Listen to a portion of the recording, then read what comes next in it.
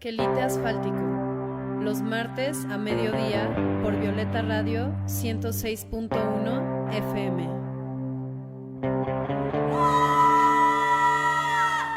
Reconoce el quelite en tus tierras locales, reconoce el quelite en tus tierras locales, reconoce el quelite en tus tierras locales, quelite, quelite, quelite asfáltico.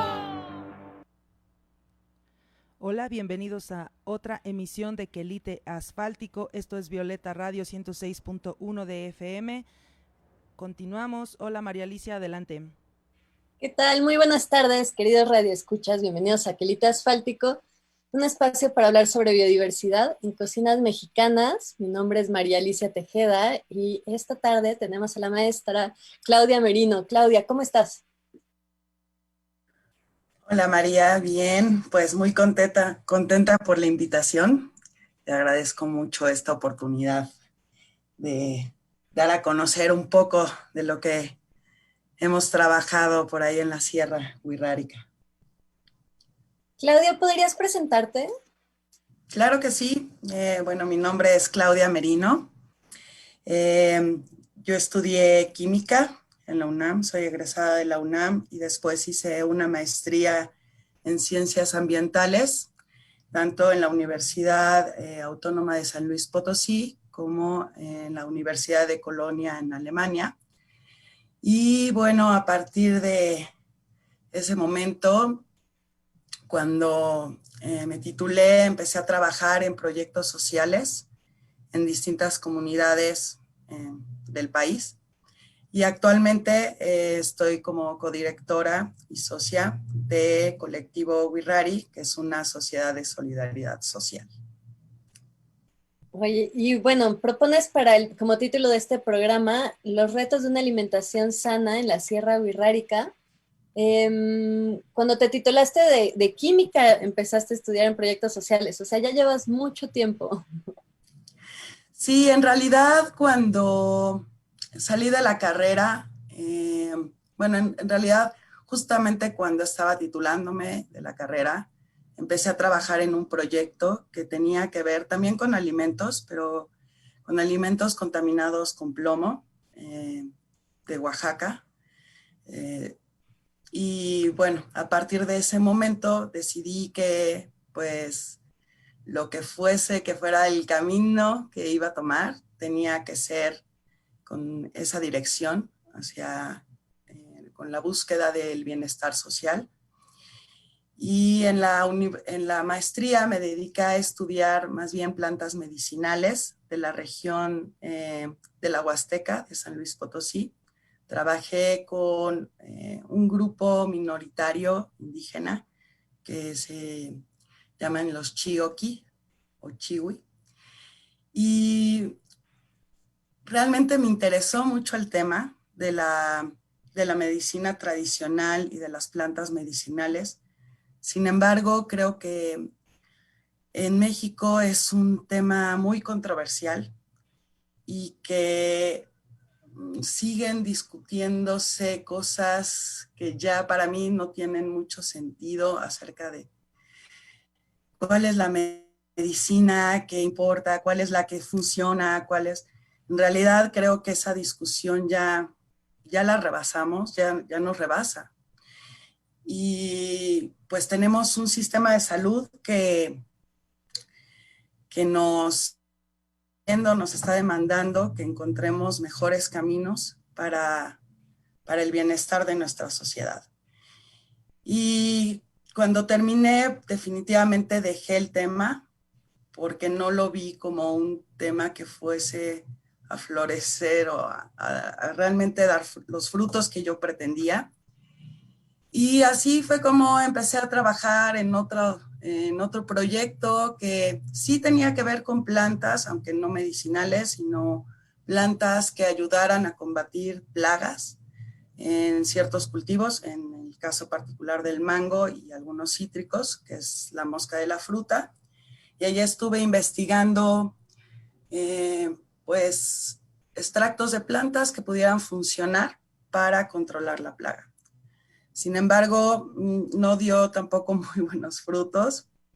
debido a que los procesos para la extracción de estos principios activos de las plantas son sumamente complejos. El mundo de las plantas es un mundo increíble, pero creo que también la gente luego malentiende cómo funcionan las plantas para darnos realmente todos sus beneficios. En este caso, considero que los investigadores que llevaban la tutela de todo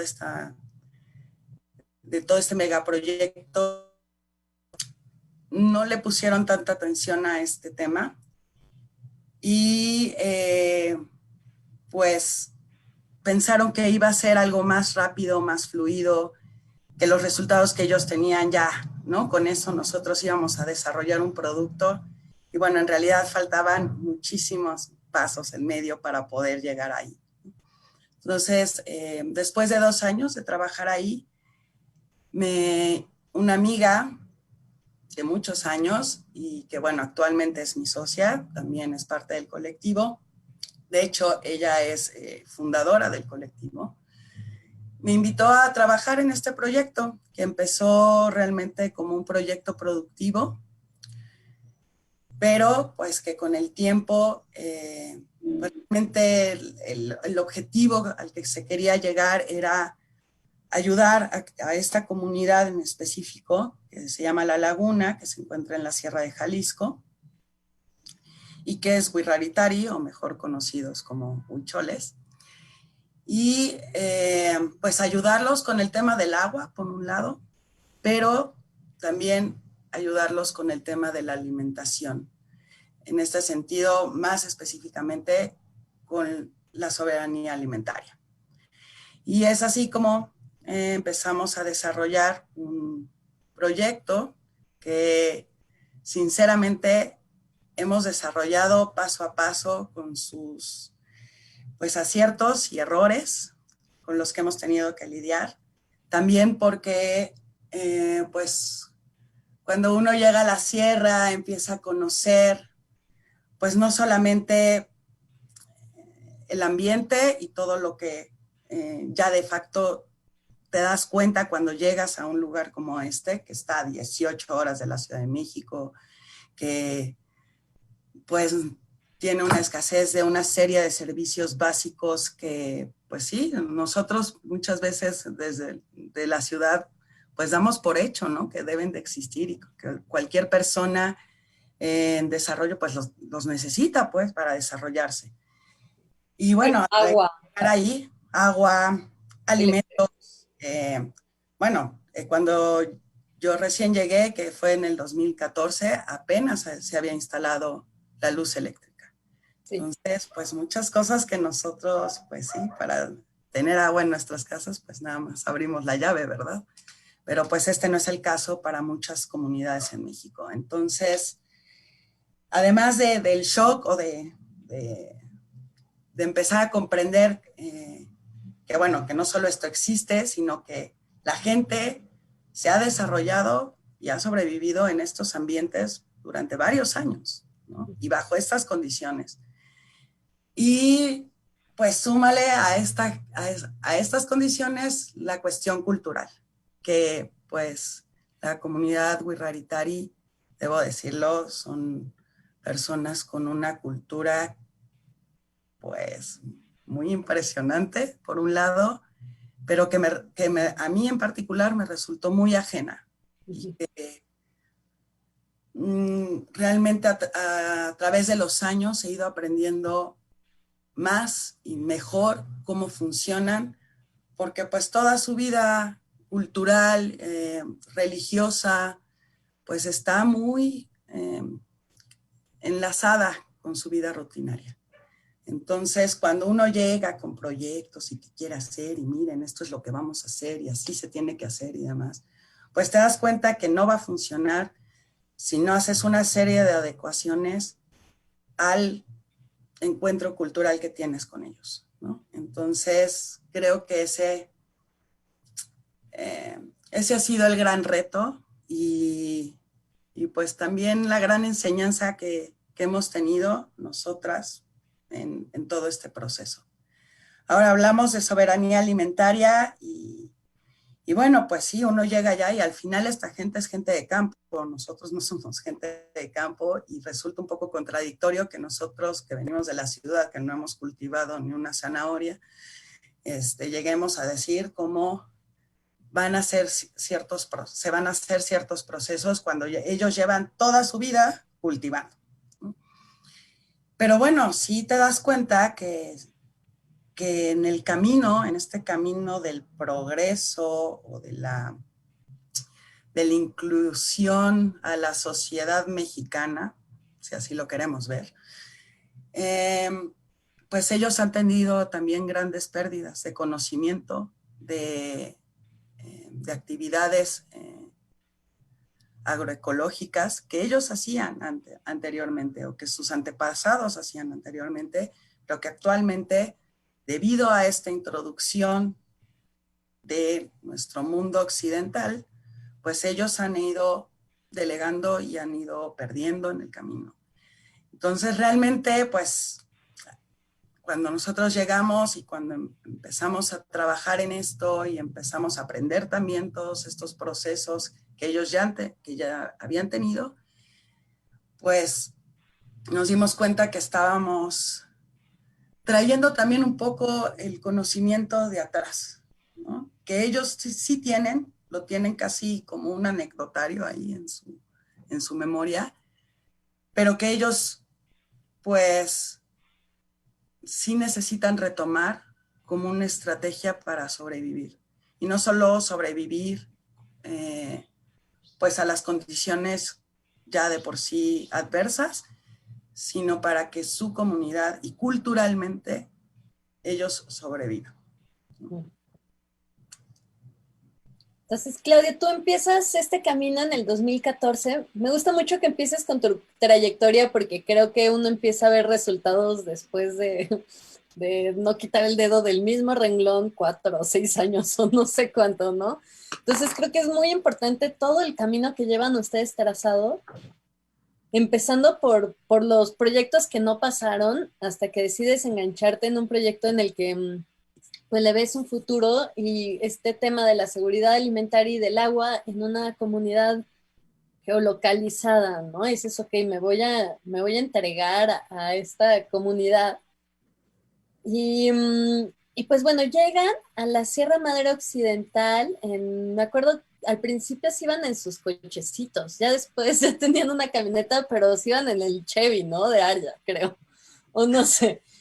Bueno, sí, mi socia, Arya Angélico y Coechea. Sí, así empezó el proyecto. En realidad a ella la llama una asociación de Estados Unidos para que los acompañe. Ella recién se había graduado de antropología en Jalapa y pues le invitaron al proyecto. Iban a ayudar en el tema del agua, esta organización que se llama Vía Lluvia, actualmente ya no existe. Pero bueno, ellos la invitaron para que ella ayudara, ¿no? Pues con el tema antropológico y demás. Bueno, la vida, uno tiene los planes, pero la vida te muestra el camino y te dice, esto es lo que hay, ¿no? Entonces, cuando ellos llegaron allá, realmente hubo muy poca participación de la gente. Ellos iban a proteger un manantial en particular. Esto ocurre tras una sequía muy fuerte que ocurrió en el 2011. A finales de 2011 hacen el llamado de esta organización y en el 2012 empiezan realmente las actividades.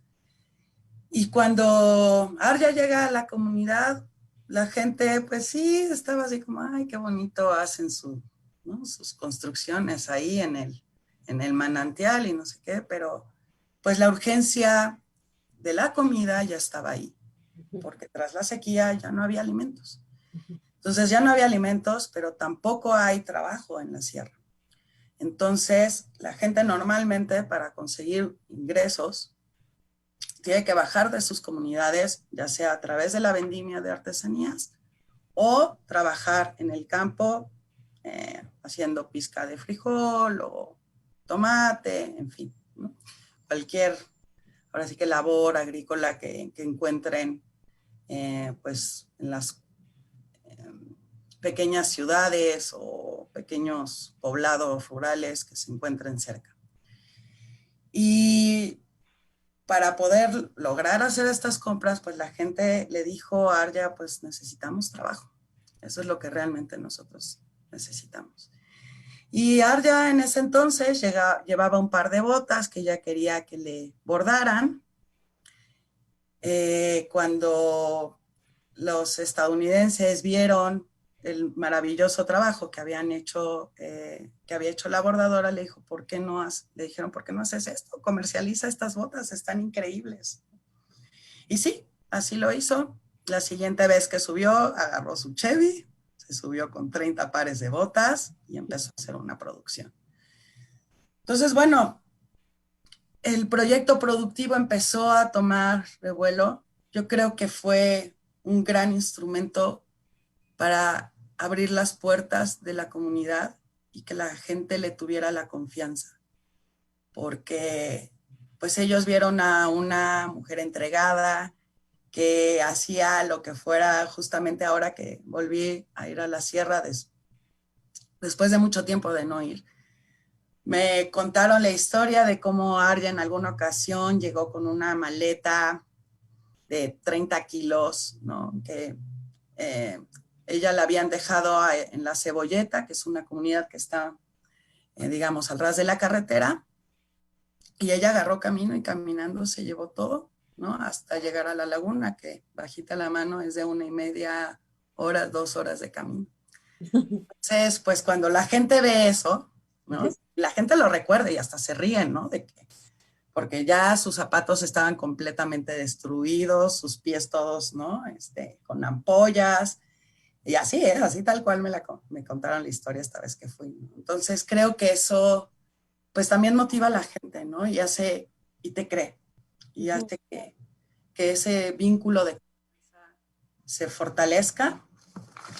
Y bueno, gracias a eso, después de 3 años, 3 años de trabajo del proyecto productivo, es cuando Arya me vuelve a llamar. Ella me llamó desde el principio del proyecto. Sin embargo, yo estaba en Jalapa trabajando en este proyecto de la plaga del mango.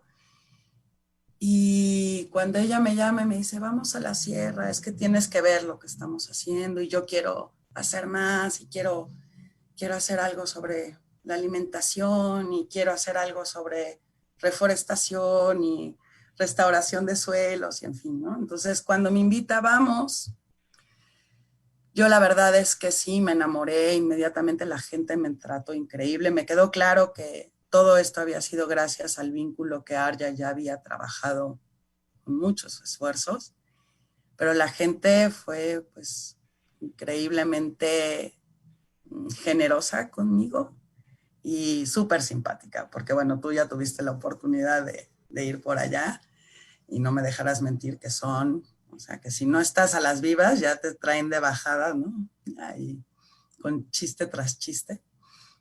Pero pues vi una comunidad con mucha escasez en muchas cosas, pero con mucha energía para salir adelante. Entonces, creo que eso fue lo que más me motivó a quedarme en el proyecto.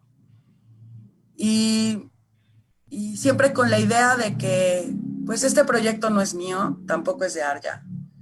Este proyecto es de ellos y yo siempre se lo repito a ellos, es para ustedes y de ustedes, ¿no? Entonces ustedes tienen que definir el único límite que va a existir, va a ser el que ustedes se pongan, ¿no? Y hasta donde ustedes quieran llegar.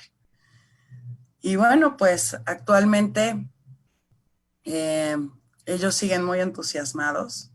En el 2014 nos unimos con otras organizaciones civiles, formamos un conglomerado, por así llamarlo, donde también pues una organización como Isla Urbana nos apoyó para ponerle a la comunidad sistemas de captación de agua de lluvia, lo cual hizo una enorme diferencia en la comunidad. Trabajamos con otra organización llamada Concentrarte, que trabajaba con los niños, temas de higiene, temas de salud, de nutrición también. Y nosotros, como colectivo Wirrari, además del proyecto productivo, empezamos trabajando primero en un ordenamiento territorial, el cual desarrollamos en el 2015. Y después del ordenamiento territorial, hicimos una evaluación de, digamos, los problemas a corto, mediano y largo plazo. También las soluciones a corto, mediano y largo plazo. Las discutimos en plenarias con la comunidad. Y pues con ellos tomamos la decisión de hacer un huerto comunitario. Espera, platícanos un poco de en esta vista de águila que hicieron, ¿cuáles fueron los principales problemas que vieron en la comunidad? Pues definitivamente el tema del agua es el eje de todo, ¿no? Cuando uno empieza a analizar por qué la gente está viviendo donde está viviendo, ¿por qué hay una comunidad donde no hay agua? ¿No? Entonces, esa es la primera cosa, así de, bueno, ¿por qué no se van a otro lado, no? O sea, ¿por qué no se van a donde haya un poquito más de agua y demás? Y entonces, si uno empieza a analizar la historia de estas comunidades, se da cuenta que tampoco fue una decisión. Entonces, ¿qué pasa? Estas comunidades en realidad son relativamente nuevas, llevan 30, 40 años realmente ahí donde se encuentran actualmente. ¿Qué pasa hace 30, 40 años? Pues que llega el progreso, el gobierno a poner sus clínicas, escuelas, caminos, y ellos son realmente los que eligen dónde se ponen estas instituciones, ¿no? Las escuelas, las clínicas, que son pues los dos focos y son las dos razones por las cuales la gente dejó las barrancas, donde tal vez el acceso al agua no era relevante porque la tenían, pero lo abandonan porque pues optan por la salud y optan por la preparación, ¿no? También porque ese es el progreso que se está vendiendo, ¿no? O que se promueve, pues. Sí, y me acuerdo que me decían mucho de las vacunas, ¿no? Que de repente cuando vives en la barranca y la mortalidad infantil es de que se te mueren 10 de los 15 niños que tienes, si te acercas a la clínica, pues tal vez sobrevivan más, ¿no?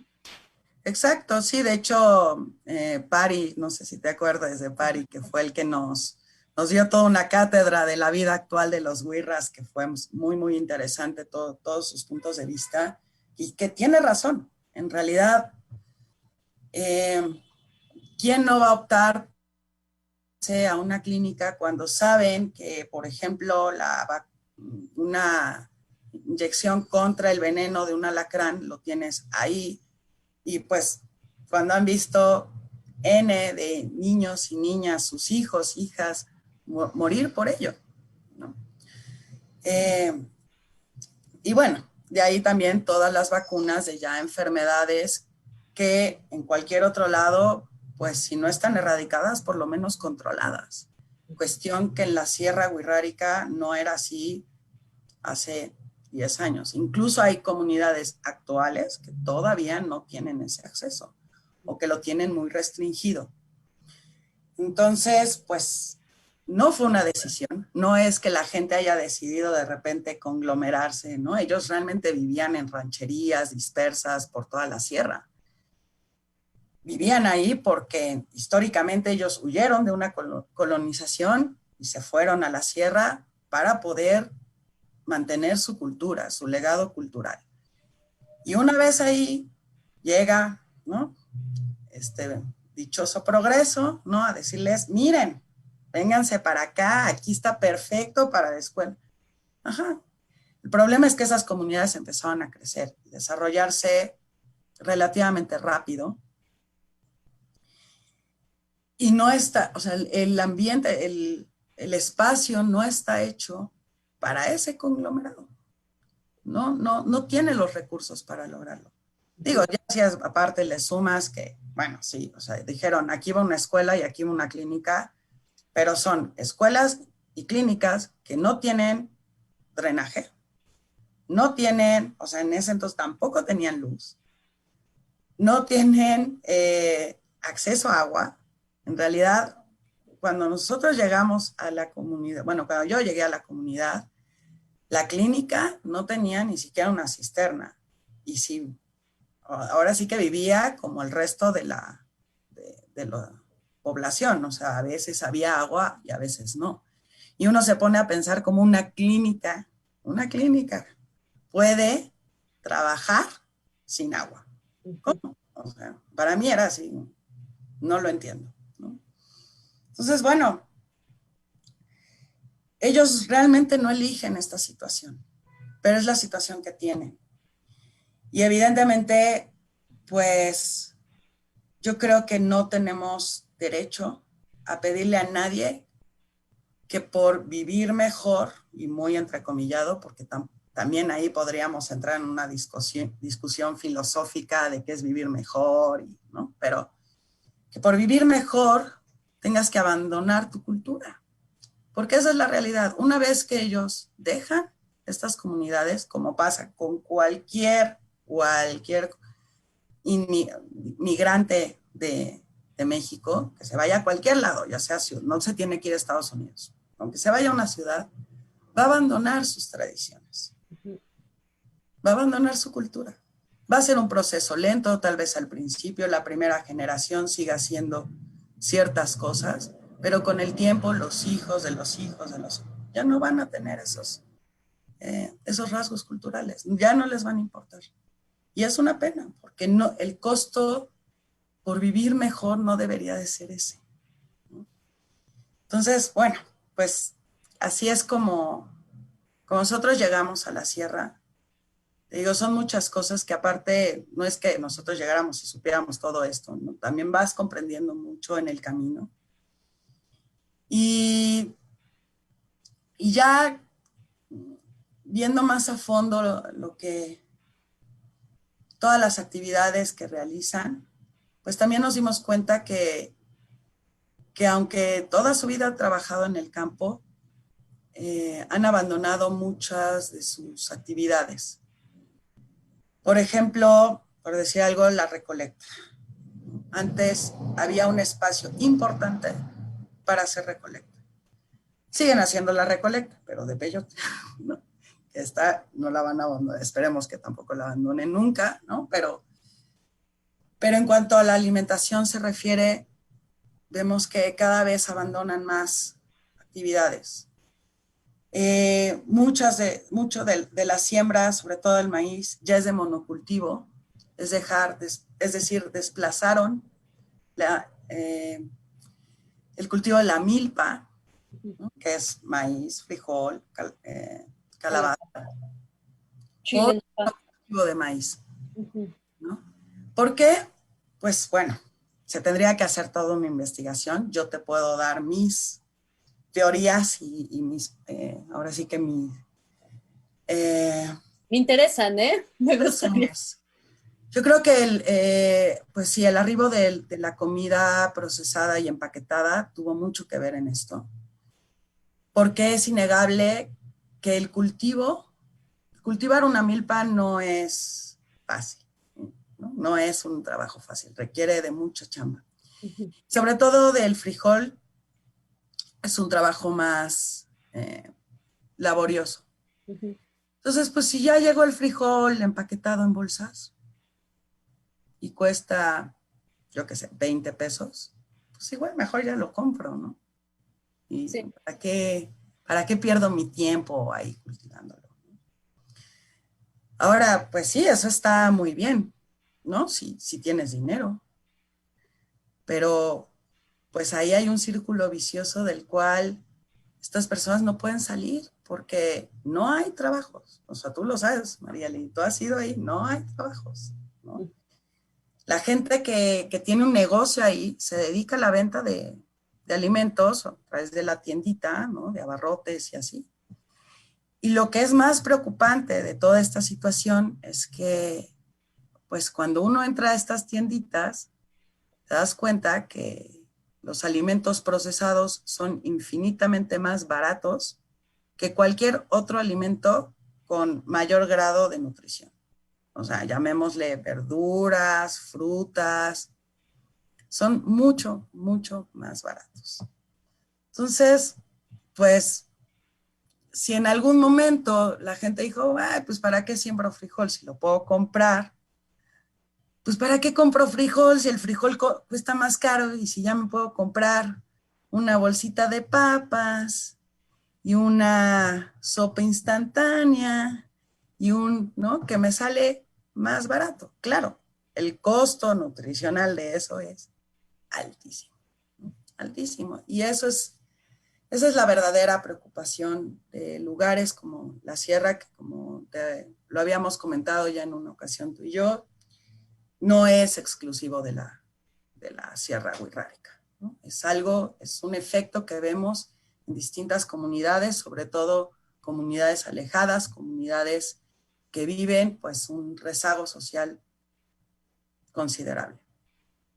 Entonces, bueno, pues el interés de hacer un huerto, bueno, hablábamos de los problemas, ellos ven el problema del agua como el eje central, sí, el acceso está muy limitado, con la colaboración y ayuda de esta otra organización que puso los sistemas de agua de captación, pues se liberó una preocupación.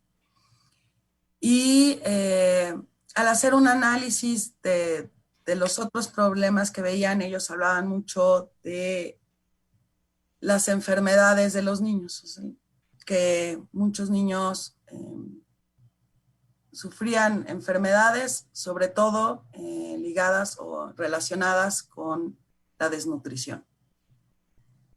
Entonces, bueno, pues nosotros les propusimos hacer un huerto comunitario que funcionara no solo como un espacio de enseñanza y de intercambio de temas agroecológicos, digamos, desde a cómo hacer una composta hasta cómo se deben de podar ciertos árboles frutales, cuáles son las épocas donde se debe de hacer, cómo se crea una cama, en fin, un espacio de aprendizaje y enseñanza que también funcionaría para dar alimentos al comedor infantil. Y creo que aquí es importante contextualizar los programas de gobierno que estuvieron funcionando en algún momento. Actualmente no todos siguen funcionando, pero en ese entonces funcionaban, para términos específicos, dos, que son muy, muy importantes. Uno es la escuela de tiempo completo, que pusieron a lo largo y ancho de todo el país comedores infantiles dentro de las escuelas, porque como estaban tiempo completo en la escuela, pues tenían que comer dentro de la escuela. Los cuales, en teoría, tienen que estar surtidos por el gobierno en su totalidad. Sin embargo, nos dimos cuenta que esto no sucedía siempre, que se suponía que cada semestre tenía que haber un abastecimiento total y no lo había, ¿no? Además de que muchos de los alimentos que les llevaban ya son alimentos procesados, verduras enlatadas, atún enlatado, en fin, ¿no? Todo empaquetado. Es decir, el valor nutricional de estos alimentos no es bueno. Mermado. El mejor, digamos, no pongamos etiquetas a las cosas, no es el mejor. Pero para muchos niños representa el único alimento que reciben. Uh-huh. Sí, entonces, y es ¿qué pasa cuando estos programas se caían o cuando no llegaba el alimento? Pues ya, chao, o sea, muchos niños se quedaban sin comer. Ahora, por un lado estaba este programa, por el otro está el programa del DIF, que ahorita no recuerdo su nombre completo, pero que también alimenta a los niños que están en preescolar. Por ahí pues llegaba más alimentación como maíz, frijol, digo, un poco complementario al otro programa también, ¿no? Y entre leche para los niños. Del DIF, dices. Del DIF. Y es que, bueno, a mí me gustaría como contextualizar un poco, porque en este tipo de comunidades muchas veces los niños tienen acceso a la escuela primaria, tal vez en su comunidad, cerquita de su casa, y luego ya para la secundaria o la prepa o para la primaria inclusive tienen que emigrar chiquititos solitos a un pueblo más lejano que está tal vez a 3 horas caminando de su casa. Y entonces, si tienen suerte, viven en estos cuartos que le ponen la escuela. Si tienen menos suerte, se organizan los niños y viven todos en un cuartito como pueden y no comen nada más que esto que nos estás describiendo. Sí, la sierra tiene imágenes muy, muy contrastantes y muy fuertes. Yo nunca me voy a olvidar así, hay una escuela jesuita, si no me equivoco, que tiene este programa donde los niños viven, ¿no?, en la escuela, dentro de la institución, de lunes a viernes, y el fin de semana se van a su casa, y no me acuerdo si el domingo por la tarde salen ya para la escuela, ya se quedan allá, y así es siempre.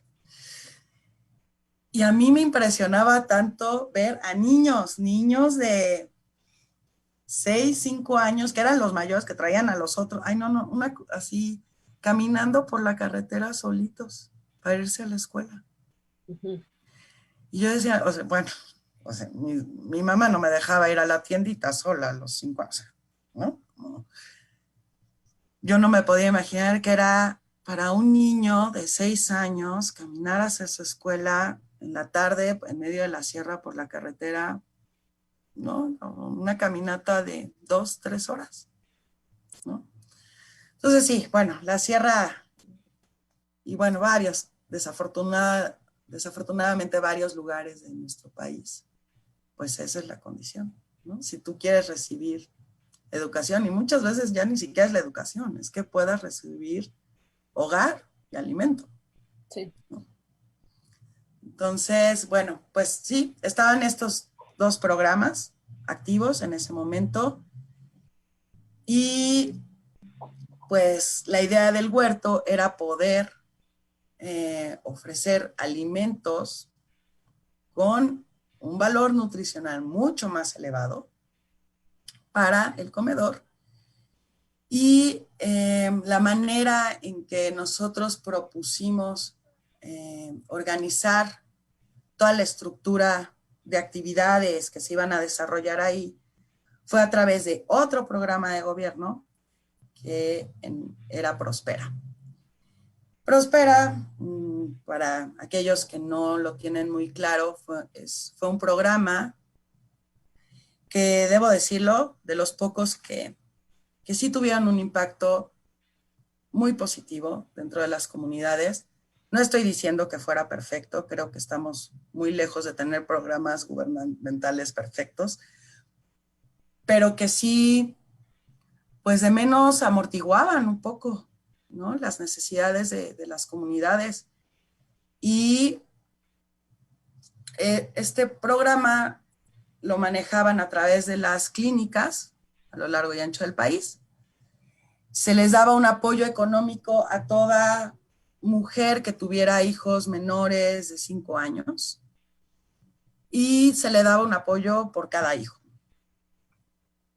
A cambio, las mujeres u hombres, porque después sí ampliaron la ayuda para hombres que generalmente son viudos, no todos, pero generalmente son viudos, que son a los que se les da apoyo. Y a cambio tenían que tomar cursos, talleres, pláticas impartidas por el personal de la clínica. Y bueno, esto evidentemente a mí me parece una buena estrategia. ¿Por qué? Porque se hablaban temas de higiene, de reproducción sexual, de nutrición, que son muy importantes. Sin embargo,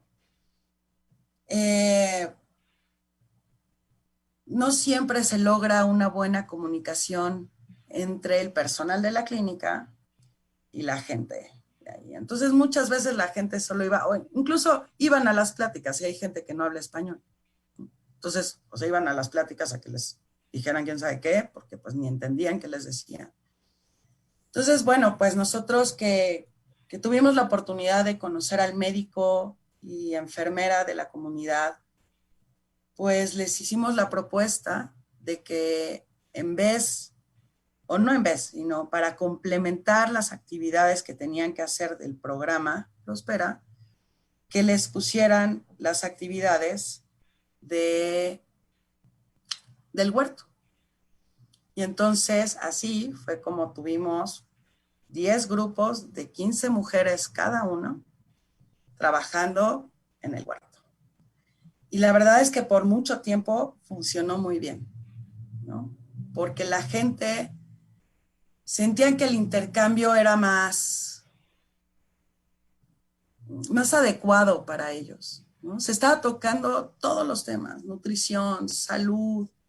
Estuvo muy interesante porque incluso la enfermera en algún momento nos comentó que esto estaba ayudando mucho a la salud mental de las mujeres, ¿no? Al tener un espacio donde se reunían, que no era la fiesta, que no era el jolgorio, que no era, ¿no? Las típicas, digamos, los típicos momentos o los típicos espacios que ellos tienen para reunirse, porque sí lo hacen, obviamente, ¿no? Y les encanta la juerga, pero este espacio era un espacio de intercambio de conocimientos, porque después se volvía hasta medio una competencia a ver quién tenía la mejor cama de cultivo y quién lo había hecho mejor.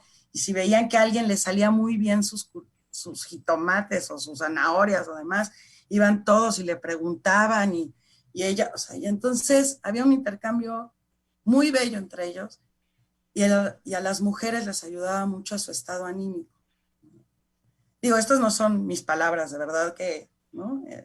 Esto nos lo comentó Viridiana, tú también la conociste, ¿no?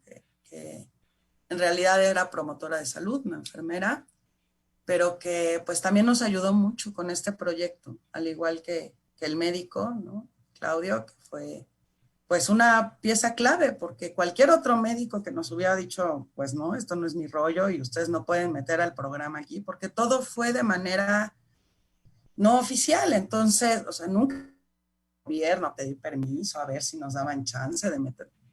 Nosotros hicimos esto, la gente accedió, le gustó. Por 3 años este huerto dio todo, ¿no? Dio frutos, todos iba al comedor.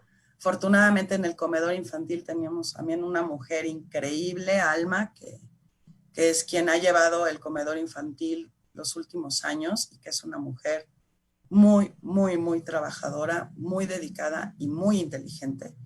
A mí realmente porque tiene mucha iniciativa, es una mujer que jala y ahora le hicimos una entrevista bellísima, a ver si luego te la puedo compartir.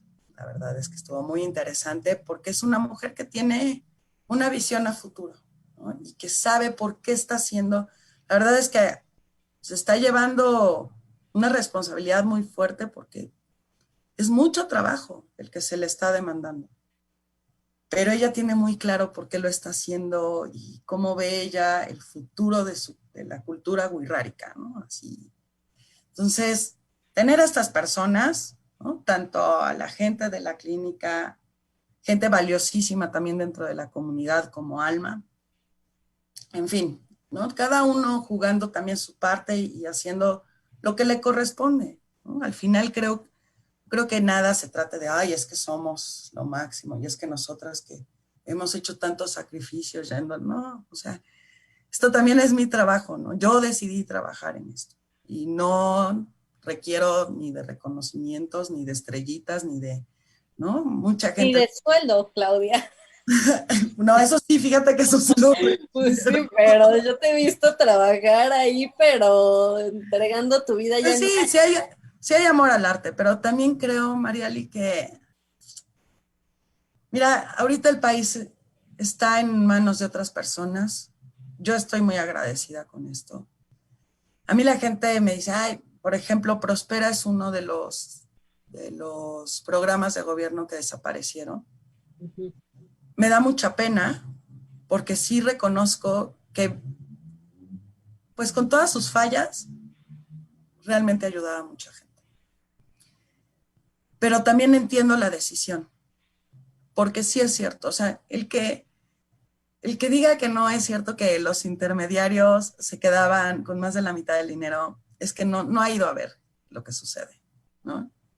O sea, todo lo contrario digo, nosotros vimos lo que pasó con todo este programa de Cruzada contra el Hambre y, perdón, o sea, es un insulto a la sociedad, es un insulto, Ujú. es una burla, ¿no? A la gente, ¿no? Una falta de respeto.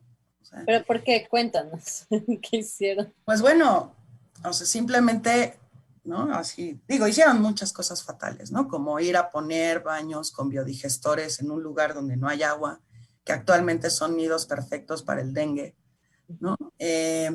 Fueron a poner su piso firme, porque es que tenemos la idea cerrada de ese es el progreso, ¿no? Entonces ahora las ratas se ocultan debajo de los pisos, porque abajo hay tierra, en fin. Ha sido un o sea, un programa que de verdad no tenía ni pies ni cabeza, fue un saqueadero de dinero, aparte tienen un, ¿no? Letrero emblemático de aquí se gastó 9,000 millones.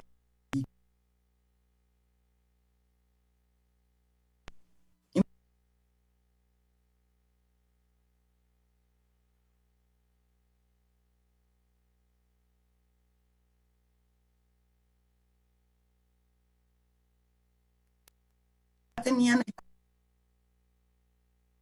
que tenía eran baños con biodigestores, y eso fue lo que instalaron. O sea, poco les importó si no hay agua, o eso a mí qué. Pusieron bebederos que no están conectados a ningún, ¿no? O sea, a ningún surtidor de agua, o sea, son bebederos que están ahí en medio de la nada, que no hacen nada más que ahí estar postrados. Ah, pero eso sí, el presidente sí fue a tomarse una foto, ¿no? A la sierra Huirrárica. Entonces dices, bueno, el presidente actual pues también tiene razón, ¿no? O sea, era un y una falta de respeto para todas las comunidades que no vieron realmente pues ningún, salvo tal vez que pusieron por ahí también sistemas de captación de agua de lluvia con unas cisternitas de estas chiquititas de plástico medio ridículas, pero bueno, de menos eso sí sirve de algo. Pero, en fin, es otra visión ahora. Y creo que esa otra visión nos tiene que hacer entender, o por lo menos yo así lo comprendo. Nosotros somos una clase media muy privilegiada en nuestro país, muy, muy, porque desafortunadamente nuestra sociedad está muy polarizada. Y entonces sí, tenemos a los hombres más millonarios del mundo o entre los más millonarios del mundo y tenemos a gente que vive en una pobreza de verdad extrema y que ha sido una población que más allá de poder salir, se ha ido agrandando gracias a todo el robo de dinero que ha habido en los últimos años. Nuestro dinero, dinero pagado con nuestros impuestos, ¿no? Entonces, uno no puede esperar que todas estas cosas se solucionen rápido, pero sí tenemos que frenar la fuga de dinero. Actualmente, pues les dan el dinero directamente. Tengo que checar bien porque cómo funcionan ahora. Está el programa Benito Juárez, que es el que actualmente está funcionando en las escuelas, el cual también me explicaron allá en la sierra ellos cómo estaba funcionando, pero tengo mis dudas porque no me quedó muy claro. En fin, pero uno también de dónde viene y con la preparación que tiene, claro que yo me preparé para trabajar y para ganar dinero y para vivir bien. O sea, yo no necesito los grandes lujos, quiero vivir bien, pero tengo que entender la realidad de mi país. Y no puedo pensar que aquí voy a ganar, yo qué sé, lo que ganaría en una empresa privada haciendo el trabajo que hago. No puedo, porque no alcanza, porque se le llevaron el dinero por mil cuestiones que no tienen nada que ver conmigo. Pero todo, o sea, la clase media tiene que entender, y para mí es el mensaje que yo sí quisiera enviar, ¿no? Ahora sí que, pues, a mi sociedad, mi comunidad, porque esta es mi comunidad, ¿no? Estos jóvenes, ay, sí, ya me siento todavía bien joven, bueno, adultos, está bien, adultos que son de mi generación, de los 80s, y que no, nos vendieron también así de, oh, el mundo magnífico, el progreso y la tecnología nos va a sacar adelante, ¿no? Y de repente que nos dimos cuenta que hemos vivido crisis tras crisis, tras crisis, tras crisis, ¿no? Entonces, este cambio está bien, porque ya no nos podían seguir sacando más dinero, ya no era posible. Tenemos a la mitad de la población en pobreza, y perdón, pero hay una enorme diferencia entre vivir en pobreza en México y ser una clase media, aunque seas clase media baja. Es una diferencia enorme, no lo vemos, pero es un abismo el que hay en medio. Y hasta que esa base no esté bien, no tenga una seguridad, lo mínimo, pero una seguridad, nosotros vamos a seguir viviendo inseguridad, que es lo que nos tiene muy mal, ¿no? Que es lo que nos ha privado de muchas cosas, ¿no? Y la única manera es ganando el dinero. Y en esa distribución no nos toca a nosotros, porque aunque seamos clase media baja, no estamos en ese abismo. Hay gente que realmente no tiene nada, aunque tengan tierras. Eso no hace la diferencia, porque la tierra no te sirve cuando no tienes agua, ¿no? Cuando no tienes nada de lo demás, no tienes salud, no tienes alimentos, en fin, o sea, no. Entonces, sí soy de la cuarta T, yo me declaro, no me importa lo que me llueva después de esto, pero porque lo entiendo, porque lo vi también, porque lo entiendo, porque sé que voy a vivir los siguientes años de mi vida con muchas restricciones. Ni me deprime, porque tampoco es que la haya vivido así exuberantemente antes, ¿no? Y porque entiendo que así va a tener que ser. Ahora, de eso a que quieran que trabaje gratis, pues ya hay otra, ¿no? También tengo que sobrevivir de algo, ¿no? Sí. Pero, pues sí, o sea, no es la chamba mejor pagada, definitivo, pero para mí es la chamba que, me permite estar en paz conmigo, porque me gusta, porque siento algo en pro de mi sociedad y de una sociedad megadiversa, la cual amo, y esa es la principal razón por la cual me encanta México, por su megadiversidad. No solamente hablando en términos ambientales, sino en términos sociales. Y culturales. Culturales, que es una maravilla, ¿no? Sí, que ahí me gustaría, pues si tenemos nuevos escuchas, contextualizarlos. Claudia es química, trabaja en la Sierra Huirrárica, estamos hablando de la Sierra Madre Occidental, en Jalisco, y estamos hablando de una comunidad que protegió su cultura aislándose, ¿no? Y ahí también me gustaría comentar que, bueno, que tú y ya llegan a esta comunidad que no habla español, ¿no? Entonces llegan como mujeres solas a una comunidad, llamémosla profundamente machista, ¿no? Y también me gustaría que platicáramos la parte de trabajo social, de las botas que nos contabas. ¿Ustedes deciden trabajar particularmente con mujeres o es algo que se da? En realidad es algo que se da. Bueno, en primera, ok, se da y no. ¿Por qué? Porque sí hay hombres que bordan. Estoy hablando del bordado de estambre, porque está el bordado de estambre y está el bordado con Shakira. El bordado con Shakira lo hacen ambos, tanto hombres como mujeres. Es la artesanía tradicional, es de hecho los aretes que traigo ahorita puestos, ¿no? Este es pues la artesanía clásica que conocemos de la cultura wixárika.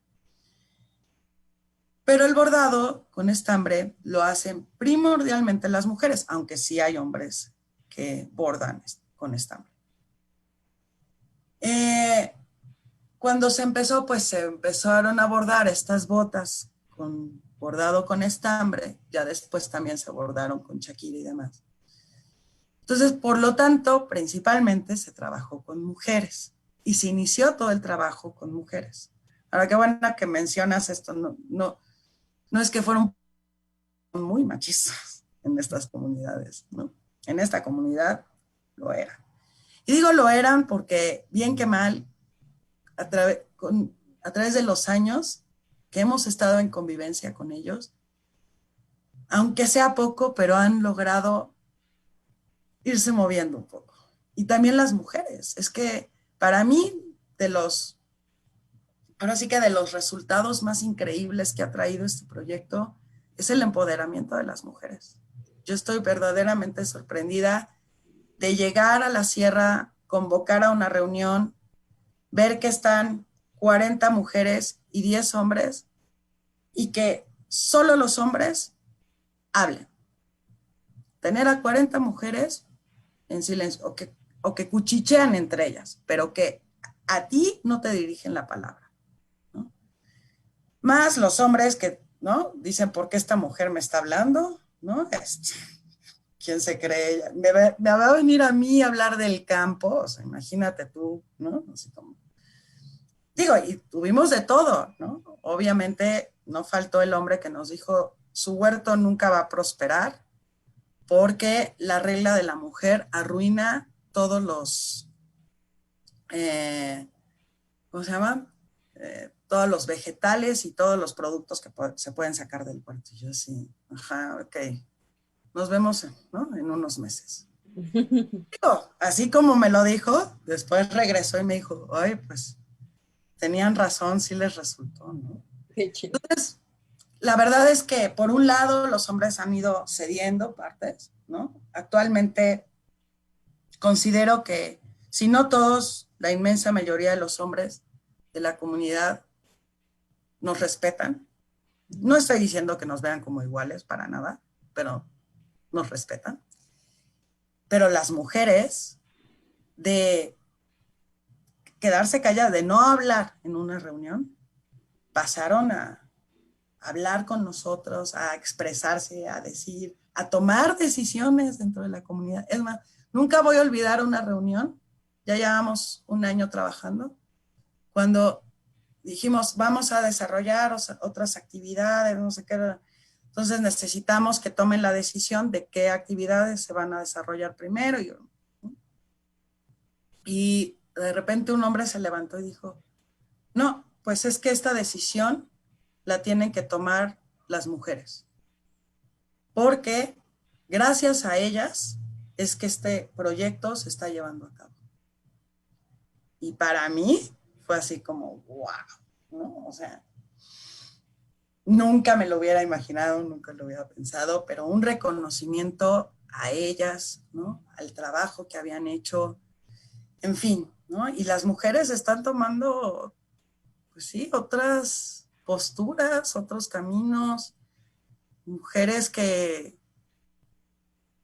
ya no se dejan, la verdad, ¿no? Y creo que es algo que aunque nosotros no hemos transmitido directamente, porque realmente nunca hemos hecho pláticas de violencia de género, ni muy necesarias, por cierto, en estas comunidades, pero que definitivamente no nos queríamos involucrar con ella en esos temas, porque la confianza de la comunidad estaba de por medio. Ujú. Sé que suena, ¿no? Como que quieres ahí ir entrando así como sin tocar nada, pero es que sí hay que entender que para que tú logres trabajar como en una comunidad, no puedes llegar confrontando todas sus realidades, Ujú. por muy duras que sean. Obviamente la violencia de género en esta comunidad es muy fuerte. Pero lo que me dio mucho gusto ver es que, por ejemplo, una mujer que sufrió violencia tomó la decisión, se tuvo que ir, o sea, cuando decidió hacer la denuncia, se tuvo que ir de su comunidad. Mm. Tu misma comunidad le dio la espalda, no le creían y seguramente, lo que ya sabemos, ¿no? Lo que hemos venido repitiendo, ¿no? En casi ya 2 años de marchas, ¿no? O sea, porque, y es algo que sí siento que debemos de traer a la mesa porque se habla mucho de la violencia de género en las ciudades y bueno, nuestra realidad, pues, ¿no? De nuestra clase media, etcétera. Pero la violencia en las comunidades indígenas y rurales Ujú. es, o sea, vamos, no se toca, señores, porque así es. Y no, o sea, y es una cuestión, así es el costumbre y no hay más, ¿no? O sea, y para muchas mujeres allá, ni siquiera está en un cuestionamiento en su cabeza. Me da gusto saber que en esta comunidad, por lo menos en algunas mujeres, ya existe ese cuestionamiento. Y ya dicen, no, no estoy de acuerdo. Y esta mujer se fue a Jalisco, bueno, a Guadalajara, ahí se refugió en un, en, en una casa de ayuda, ¿no? Para mujeres violentadas, y regresó, pero con todo el empoderamiento del mundo y a decirle a todas las mujeres de allá así de ya no hay que dejarnos y no lo podemos seguir permitiendo. Y pues le está costando mucho, pero al final creo que es bien importante que viniera de dentro, que no fuera algo que nosotros trajéramos de fuera para decirles otra vez cómo tienen que hacerle y cómo tiene que ser su organización social. Y no, o sea, no fuimos nosotras. Aunque me queda claro que nuestra influencia de nada más de estar ahí, de vernos a nosotras, trabajar usando pantalones, tomando decisiones, que los hombres que luego nos acompañaban eran los que hacían la comida y no nosotras, ¿no? Varias veces nos lo dijeron, o sea, así de, ¿por qué ustedes están cocinando? Las mujeres son las que se deben de poner a cocinar y nosotras así, con el martillo y la pala y nosotros así de, ¿no? ¿No? O sea, y es extraño, porque la verdad es que las mujeres de allá también hacen de todo, ¿eh? No es algo, o sea, realmente las actividades entre hombre y mujer no están tan diferenciadas. Pero en el caso del bordado sí. Entonces, realmente trabajamos con más mujeres, aunque después, cuando empezamos el bordado con Shakira, sí se unieron hombres. Y nosotros no quisimos hacer la diferencia o no quisimos excluirlos porque no era el propósito. O sea, al final, lo más importante para nosotros era desarrollar un esquema de empleo en la sierra y que la gente que pudiéramos por lo menos en algún grado mitigar la migración, que es muy fuerte, ¿no? Y que muy difícil de controlar en un lugar donde hay tantas cosas en contra, ¿no? Pero bueno. Sí. Sí, y que ahí también me gustaría contextualizar un poco a la audiencia que pues lo que implica que los adultos migren, ¿no? Que es que o migren con los niños y entonces viven hacinados en campos de cultivo donde están expuestos. Yo no quiero saber qué va a ser ahí COVID, porque además no se habla de eso, ¿no? Pero quién sabe qué esté siendo eso. Y pues lo que pasa mucho en estas comunidades es que parecen la tierra de Peter Pan, ¿no? Están los niñitos corriendo libres por todos lados sueltos, pues, y exponiéndose a peligros, abusos, porque muchas niñas han de ser violentadas, muchas, ¿no? Si no es que todas. No quiero ser tan absolutista, pero pues no crecen bien los niños solos, ¿no? No comen, no saben qué comer. Sí, eso es muy fuerte. Yo creo que hay dos temas de migración que tú ya mencionaste uno. El primero es la escuela, y ese es un tema, ¿no?, muy complejo, porque también creo que hace falta hacer una revisión de lo que es la educación. ¿Y qué es lo que necesitamos aprender? ¿Qué es lo que necesita esta gente aprender? ¿Qué ganas cuando sacas a los niños o a los jóvenes, a un chavo de secundaria, porque La Laguna, pongamos el ejemplo de La Laguna, que es una comunidad que tiene una escuela primaria, preescolar y primaria, pero que hasta ahí llega. Y si los niños o los padres quieren que los niños sigan estudiando, preparándose, pues se tienen que ir. Y entonces, en la secundaria, dejan su casa, dejan todo lo que se relaciona con su vida de adulto, o sea, de lo que puede ser o podría ser su vida de adulto, que es cultivar, ¿no? Hacerse cargo de la casa, en fin, ¿no? O sea, todo eso, ya chao, porque se van a una escuela. ¿Aprender qué y para qué? O sea, porque uno dice, bueno, ok, se van, estudian, sumar, restar, dividir, saben de historia, saben, ¿no? Y dicen, bueno, voy a seguir mi educación prepa, donde se tienen que ir aún más lejos, ¿no? O quedarse, digamos que se quedaron en San Andrés Coamiata, donde también hay prepa, ok, se quedan ahí. Y después, ¿cómo regresan? ¿Qué van a hacer al lugar donde regresan con el conocimiento adquirido? Y si deciden estudiar la carrera, ok, bajan, ¿no? Porque ahí sí, o sea, no existe una universidad wixárika, tal vez no sería un mal plan hacerlo, ¿no? Pero regresan, o sea, se van ya a una ciudad. Luego, ¿qué van a hacer? ¿Qué van a hacer con sus estudios universitarios? Idealmente, y es algo que sí lo he platicado ya con varias personas de la comunidad, es que pues regresaran, bueno, que ya no la enfermera viniera de otro lado, que la enfermera fuera una mujer wixárika o un hombre wixárika, un enfermero, pues, ¿no? Que el médico fuese wixárika. ¿No? Porque hay un tema, digo, tú conociste también al personal de salud, sabes a los problemas que se enfrentan con el tema de la comunicación.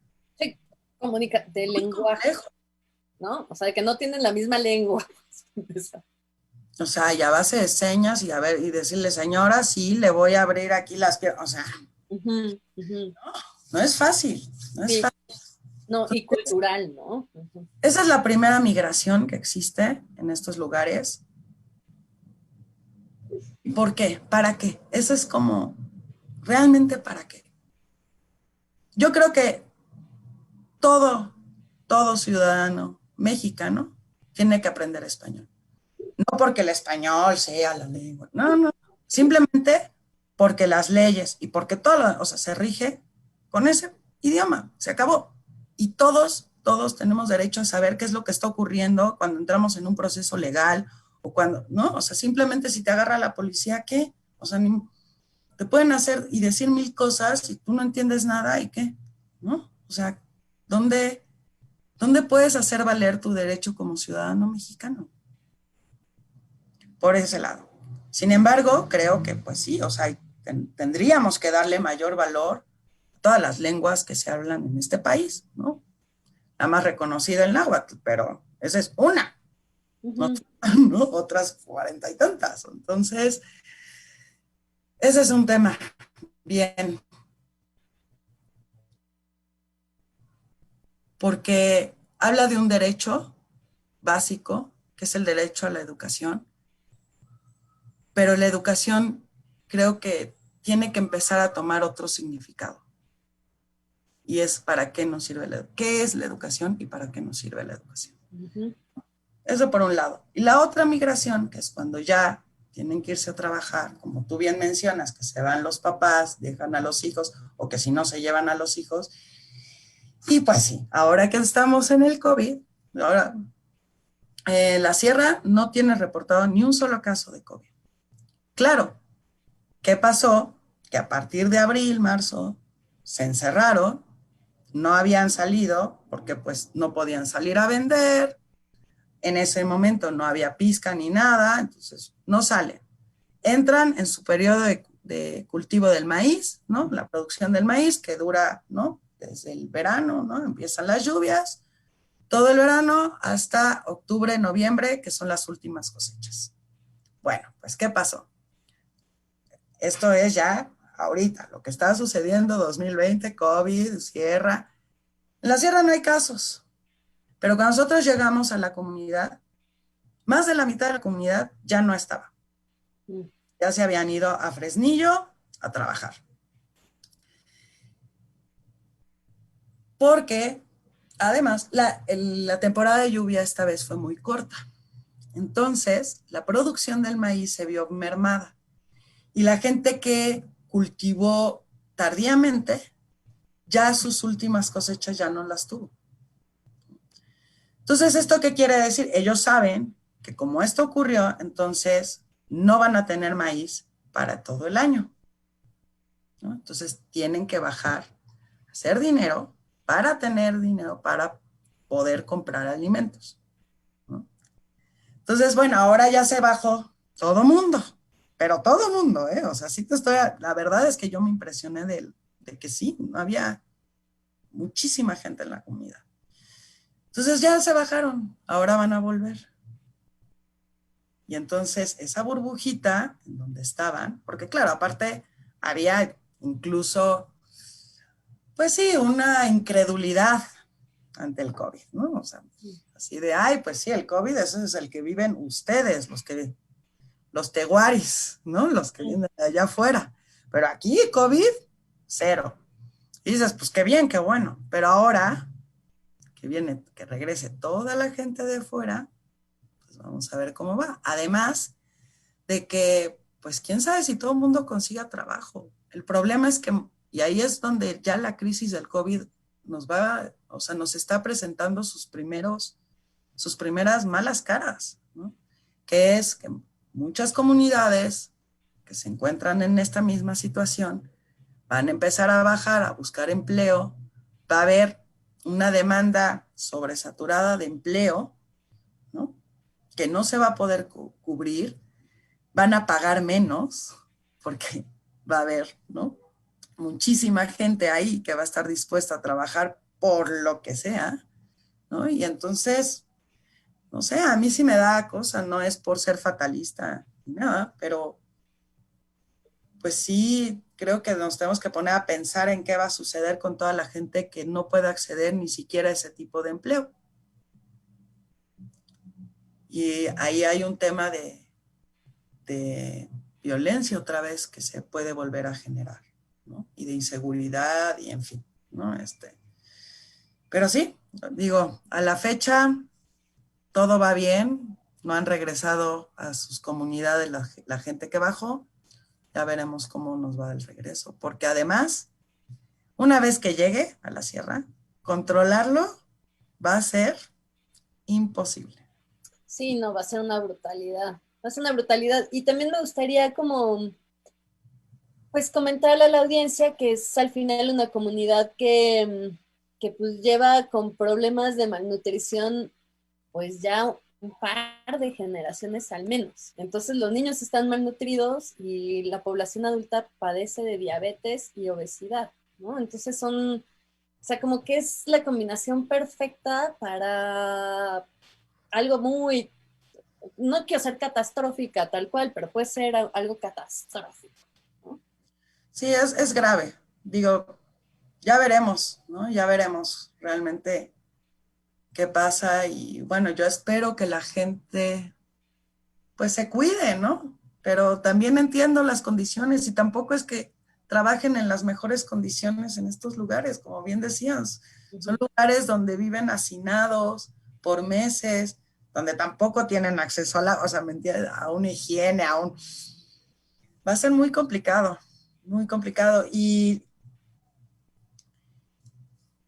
una vez que estén ya en la sierra, pues la convivencia en la sierra es bien distinta a la convivencia que nosotros tenemos, ¿no? Y es, en particular los niños, pues como tú dices, o sea, los niños ahí andan libres como cabras por todos lados, ¿no? O sea, y ahorita que nosotros subimos, no hubo ningún tipo de restricción. Usaron el cubrebocas los adultos cuando tuvieron una reunión dentro de la escuela.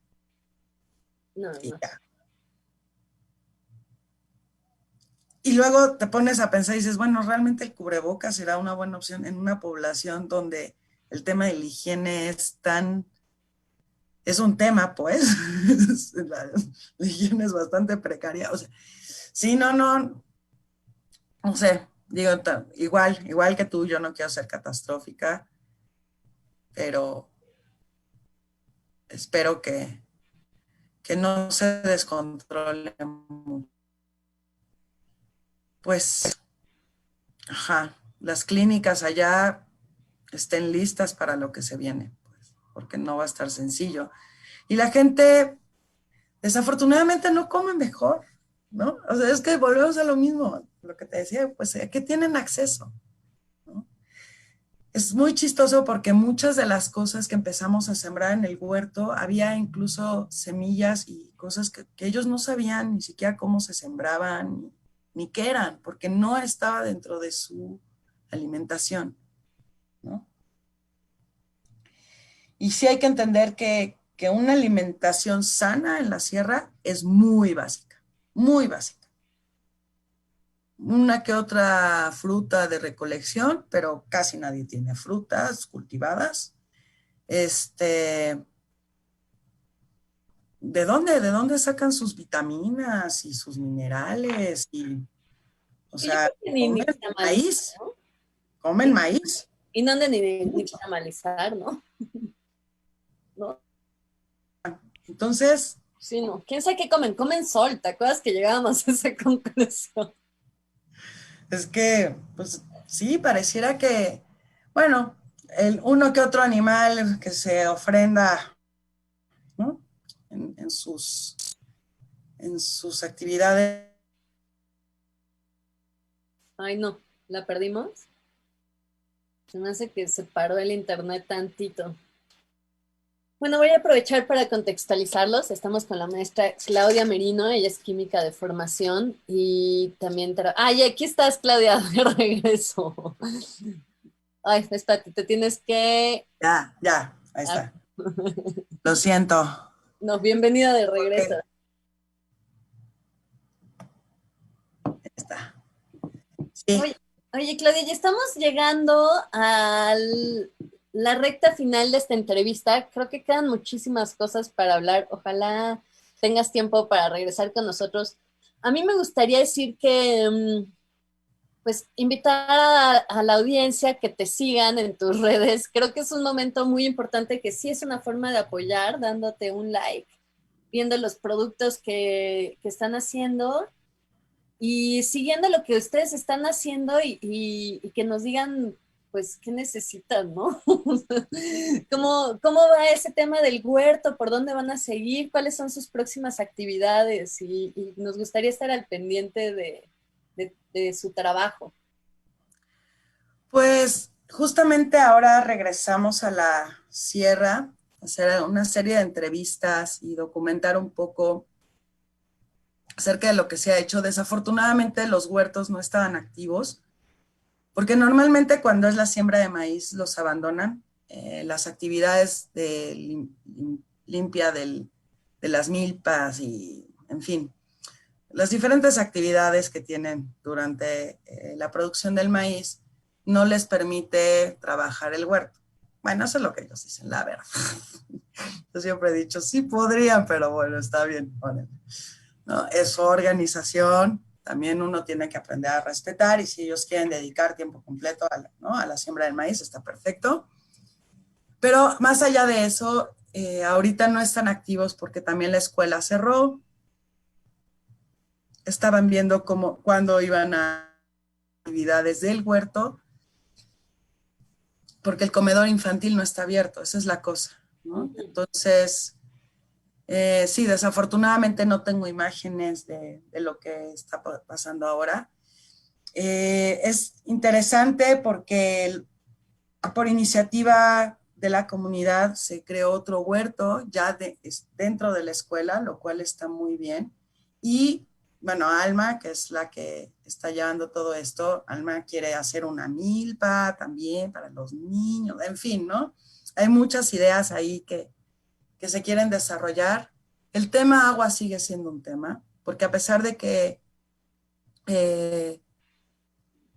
ya cuentan con agua por medio de la recolección de agua de lluvia, de estas cisternas, esta agua realmente pues es para sus actividades más básicas y de higiene. Entonces no, en algún momento se impulsó la idea de hacer huertos familiares y demás, lo cual no está mal, no es una mala idea. Sin embargo, pues hay que ver cómo vas a mantener ese huerto. Y ahí es donde el agua vuelve a ser un recurso limitante. Entonces, por ejemplo, nosotros el primer huerto que construimos estaba debajo de el suelo estaba por debajo de un manantial, que era uno de los manantiales que tiene bastante agua. Entonces, en realidad el manantial se mantenía, o se mantiene, pues, gracias a este manantial. También por eso las obras de restauración de suelos y ¿no? de infiltración de agua son bien, bien importantes, que también los impulsamos allá. Pero que esto requiere, esto sí es un proyecto a largo plazo, esto no lo podemos, los resultados no se van a ver inmediatamente, ese es el problema, ¿no? Que luego la gente pues se desespera y dice, no, pero es más fácil trabajar en un huerto donde voy a sacar la comida y me la voy a comer, a decir, mira, si hacemos muchas obras aquí y plantamos y reforestamos, en 15, 20 años va a haber más agua, ¿no? Sí, te van a decir, pues, ¿y a mí qué me importa? Hay que saber cómo hablar con ellos también, ¿no? Yo siempre les manejo mucho, ellos veneran mucho a sus antepasados, entonces yo siempre les tiro el rollo de, pues ustedes son los antepasados de las siguientes generaciones, así que ya dirán qué antepasados quieren ser, ¿no? Pero el huerto de la escuela no tiene esta misma situación. El espacio está, pues sí, sin un manantial cercano que pudiera surtir agua. Entonces, y realmente no podemos utilizar los sistemas de agua de captación para regarlo porque pues esa agua se utiliza para que los niños se laven las manos y vayan al baño, en fin, ¿no? Otras necesidades que son también bien importantes. Entonces, justamente ahora que fui, una de las actividades que queremos realizar es que la escuela tiene una cisterna que está por debajo de la tierra, o sea, es una cisterna que se construyó pues cuando se hizo la escuela, que está conectada a la red interna de la comunidad de agua, que depende obviamente del temporal, totalmente, ¿no? O sea, si fue buena época de lluvias y demás, vas a tener mucha agua en los manantiales y por lo tanto la red va a estar funcionando de maravilla, pero si viene la época de seca y no cae una gota, o sea, igual te quedas sin agua. Entonces, bueno, queremos arreglar esa cisterna porque está rota, lleva años rota. Ahí es donde yo digo, bueno, a ver, gobierno, o sea, es que también echarles la mano, ¿no? O sea, no puede ser. Mismo rollo que la clínica, ¿no? O sea, qué padre que pongas clínicas, pero ¿qué te parecería ponerlas con agua y luz, ¿no? Sería una buena idea, ¿no? Y bueno, en la escuela pues está ese tema. La cisterna no lo tengo tan claro bien del volumen, pero sí es grande, es bastante grande. No tengo la certeza de cuánto, pero pues hay que arreglarla. Entonces, ahorita, esa es la primera actividad que queremos desarrollar para que ellos puedan ya tener agua para regar el huerto de la escuela. Eso por un lado.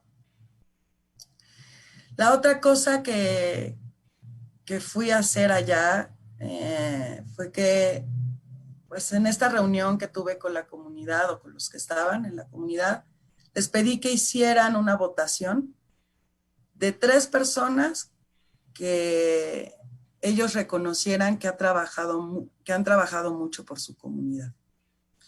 Y entonces hicieron la votación. La verdad es que con mucho orgullo y con mucha alegría les puedo decir que todas son mujeres, ¿no? Lo que deja muy, muy, muy, muy en claro que la mujer está tomando las riendas de todas estas cosas, ¿no? Y yo lo veo muy claro. Digo, nada contra los hombres, de verdad, no. No es que tenga nada en contra de ellos, simplemente creo que la mujer está tomando las riendas de lo que ocurre en su vida y en la vida de los demás, y que aparte no solamente es porque es la mujer, madre, procuradora, no, sino porque es la mujer que puede, que sabe y que puede.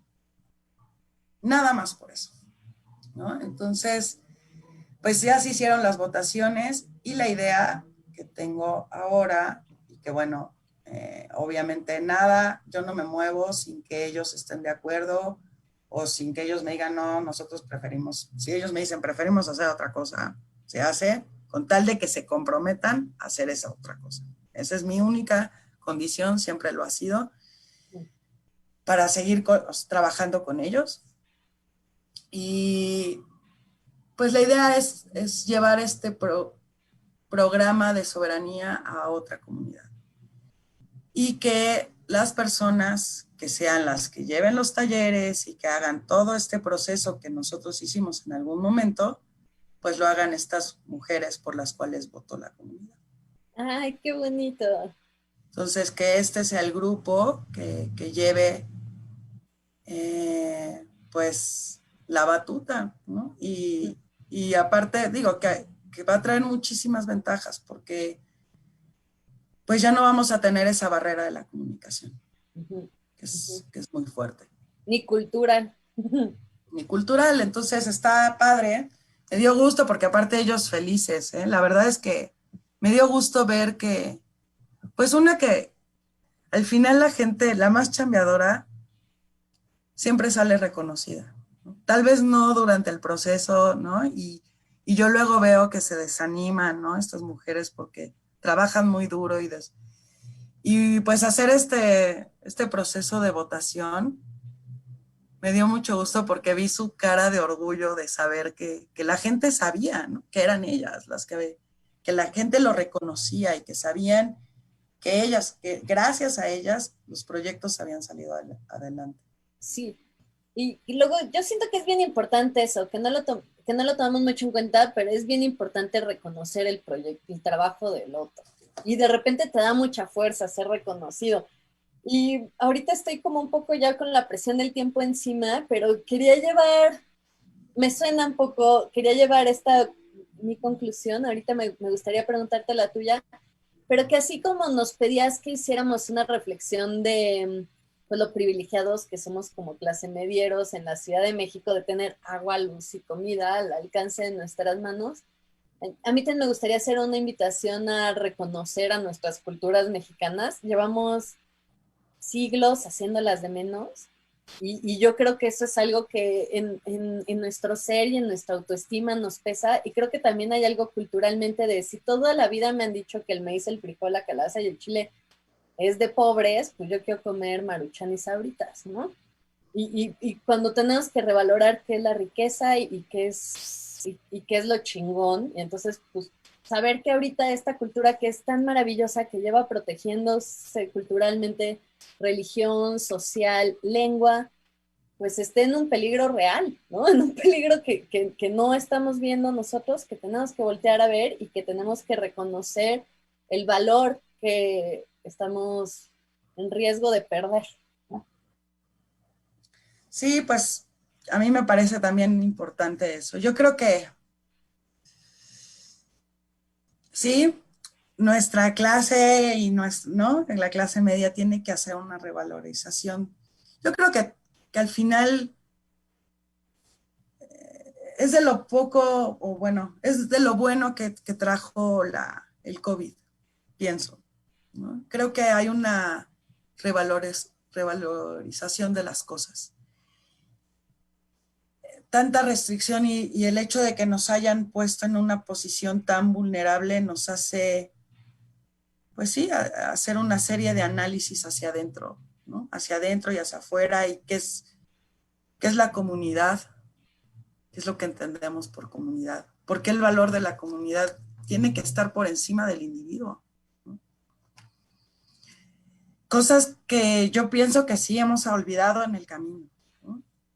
Pero que más importante, que si está mal que nosotros lo hayamos olvidado, que ellos no entren en este proceso de olvido.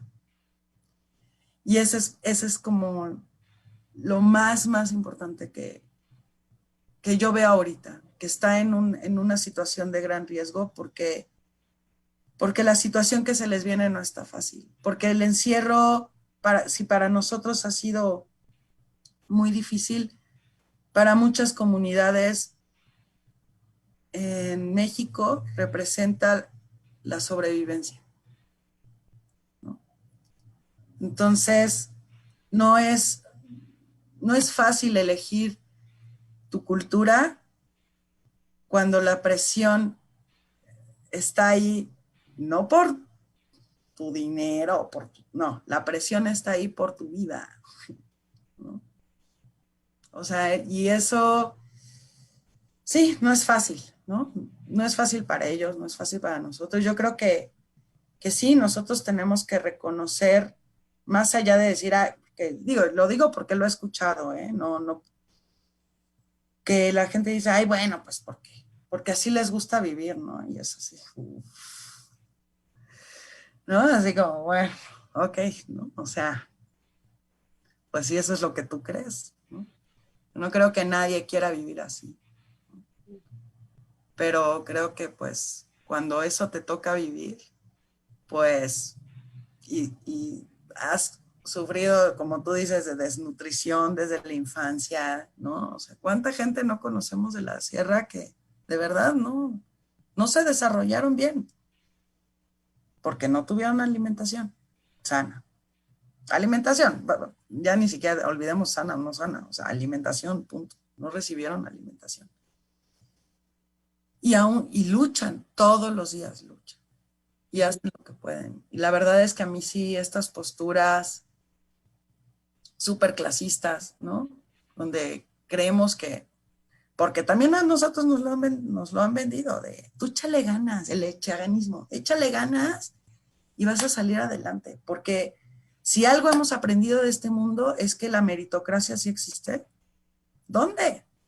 O sea, yo de verdad me pregunto, ¿dónde? ¿Dónde creemos que todo lo que tenemos ha sido por meritocracia? No es cierto. No es cierto. Ojalá funcionara así. Ojalá la gente más preparada estuviera en los puestos donde se tomaran decisiones. Ojalá, ¿no? El ser humano más noble trabajara ¿no? en los puestos donde se necesita que la nobleza del ser humano, ¿no? En fin, o sea, ojalá todo funcionara así, pero no es cierto, así no es como funciona, ¿no? No nos hagamos tontos, por favor, ¿no? Y hay que reconocer que la lucha que han vivido todas estas comunidades ha sido impresionante. O sea, y no tenemos excusa para todo lo que nosotros hemos hecho, si bien no con nuestro desprecio, sí con nuestra ignorancia. Uh-huh. ¿No? Entonces, pues sí, como bien dices, ¿no? O sea, es importante que no se nos olvide y que lo recordemos y reconocerlo, pero también es importante que ellos sigan reconociéndose a sí mismos. Uh-huh. y respetándose a sí mismos, ¿no? Y poniendo por encima eso, ¿no? Que lo demás.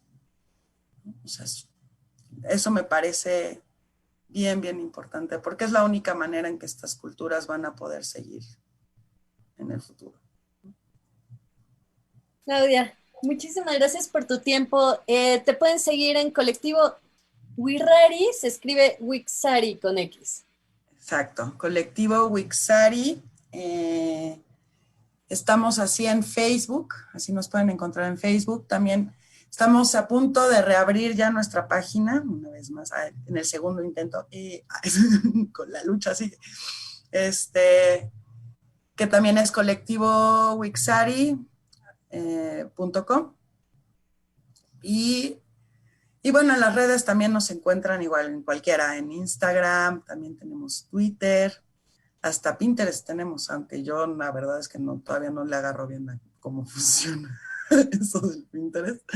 Pero bueno, así nos encuentran. La realidad es que la red que más y que más manejo y que estoy más al pendiente ha sido siempre Facebook. Pero bueno, ahora que reabrimos la página del colectivo, pues ahí vamos a estar poniendo todas las actividades que vamos a desarrollar. Más enfocado con el tema pues de alimentario y ambiental que estamos desarrollando. Pues muchas gracias, Claudia, por tu trabajo, por tu tiempo. Denos un like también a Quelite Asfáltico. Exacto, denos likes, aunque sea así. Y chequen las cosas, los productos que hacemos, la verdad, están súper bonitos. Si algo me queda muy claro es que son artesanos extraordinarios.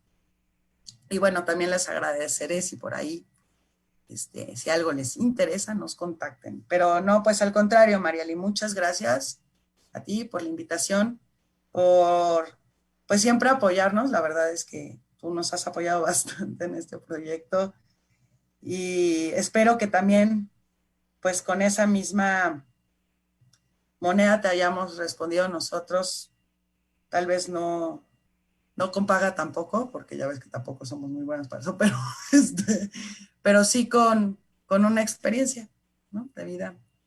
Y bueno, pues gracias a Violeta Radio, me da mucho gusto que cada vez haya más espacios como estos, ¿no? Pues gracias Laura, ayúdanos con la salida de Quelite y pues bueno, a nuestro público, buen provecho, coman rico. Igual, buen provecho, hasta luego. Bye. Esto fue Quelite Asfáltico, ya nos vamos, esto es Violeta Radio, el 106.1 de FM, un saludo a Maru Chávez que nos estuvo sacando hacia el FM, a toda la gente que nos escucha también en la frecuencia de 106.1 y en violetaradio.org. Hasta luego.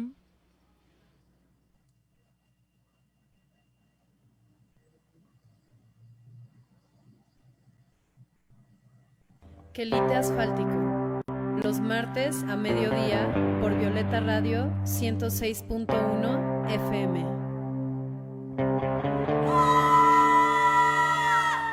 Reconoce el Quelite en tus tierras locales, reconoce